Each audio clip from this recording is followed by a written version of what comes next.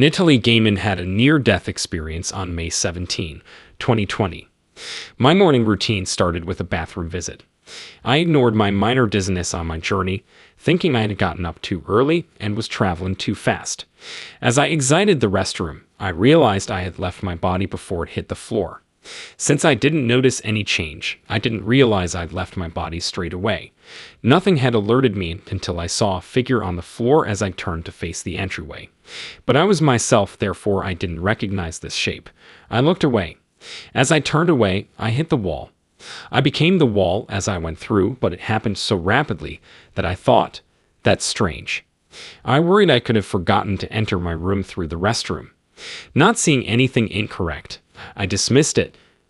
I looked down from the corner of my room as I was lifted into the air. I sensed trouble then. The moment I suspected something was wrong, I felt a downward pull.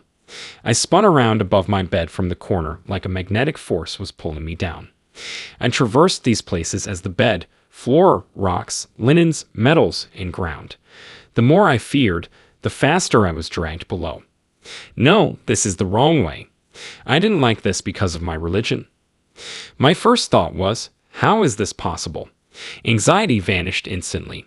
I was alone in a wide expanse of nothingness with no light, sound, color, or solidity. Even though it wasn't scary, I pondered how my soul could survive. I was scared and thought, how can this be? Later, I saw 3 creatures approaching to aid me rise from the emptiness, although I don't recall how. I imagined standing among lush, multi-hued trees and beautiful fields. I felt like the grass and trees loved me more than anything else on earth. This transcends feeling, making it hard to express. It was an understanding and emotion, and I love you equivalent to your love for me in a world where everyone loves everyone else. That first impression is hard to describe. The feeling of dread, which I presume comes from material problems, was not allowed there, and nobody was there.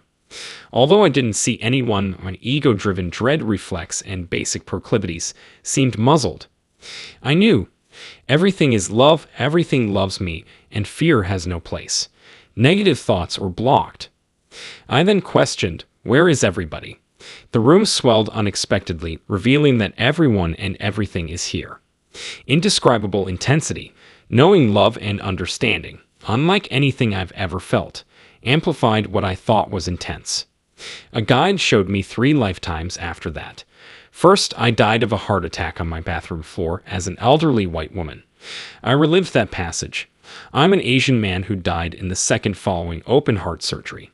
I was a young woman who died from bathroom poisoning in my 3rd lifetime.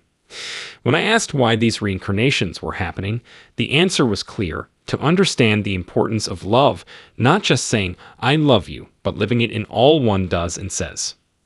I didn't understand since I felt I was peaceful, kind, and conflict avoidant.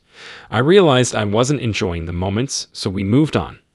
After leaving the natural scene, I saw 8 luminous balls. All these lights were pointed at a flat projection screen look. Television showed my current existence while I cried on the restroom floor. I learned from my experience that the lights watch me cry. My husband and I were trying to start a family. He got another woman pregnant while we failed. I discovered her pregnancy while viewing this situation. I sit on the floor and observe as the lights monitor.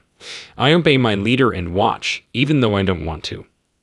As I lie on the floor, I hear myself weeping and think, thank you for this pain.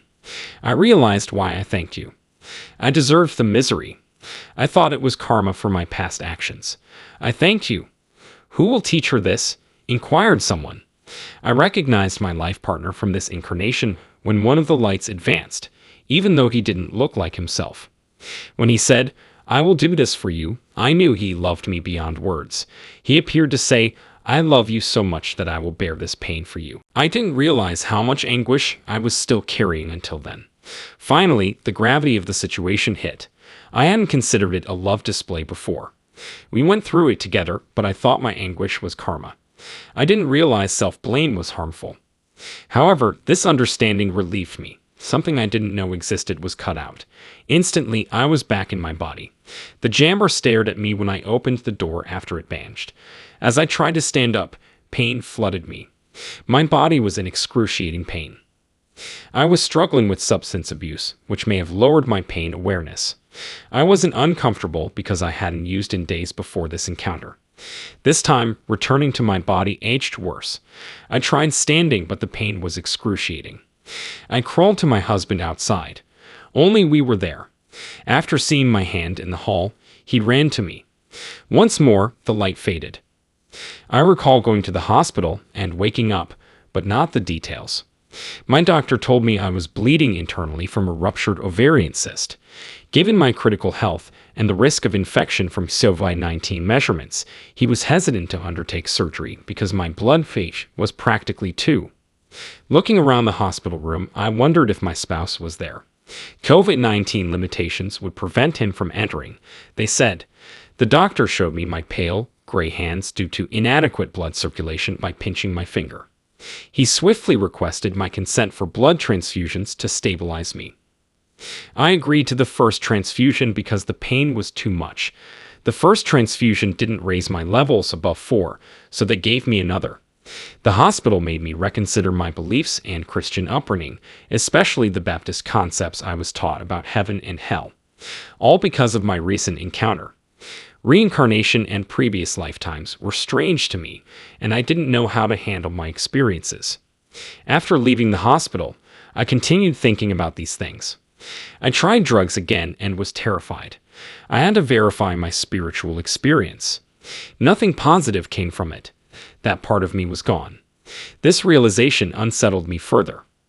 Despite all the teachings about Jesus, I doubted his divinity. After leaving the hospital, my heart started racing and pounding, and I would wake up in pain like someone had squeezed my heart. After 3 days, I saw a cardiologist. At this time, I was confused about Jesus' existence. I noticed Caesar's Messiah reading material. Content implied or described how the Roman Catholic Church invented Jesus Christ. But I was lying in bed with a heavy heart and thought, okay, I suppose it's time to go. I suppose this concludes. I think it was just the start, and now they'll kick me out forever. However, I can't help thinking about not meeting Jesus Christ. My heart is still aching. Today is day 3. I had a revelation while lying in bed wondering, does Jesus Christ really exist? Nothing in my room remains after a dazzling light. All I could see was a dazzling garment, but I knew Jesus Christ the second instantly. He spoke simply, I exist, throughout. Next, he reached into his robe and grabbed something bright from his palm.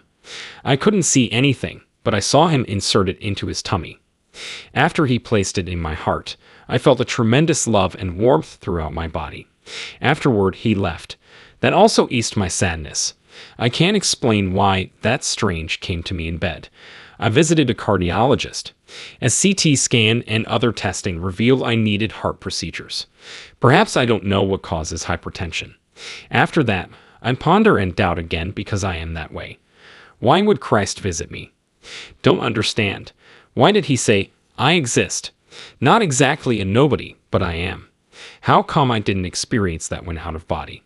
I should have followed his advice. So why didn't I? My main questions have never been answered satisfactorily. I see things differently in the end. I now see things differently. I strive to be loving in every way. I try to include that daily. Love's importance is immeasurable. That is my tale. We all fall when the sky's brightness confuses us. We all fall when we relax.